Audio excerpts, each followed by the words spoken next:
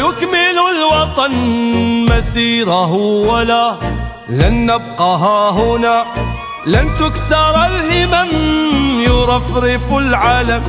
سلطاننا الجديد صار لنا أمل ومجدنا اكتمل، فقد أوصى البطل بهيثم البطل لن تترك السعادة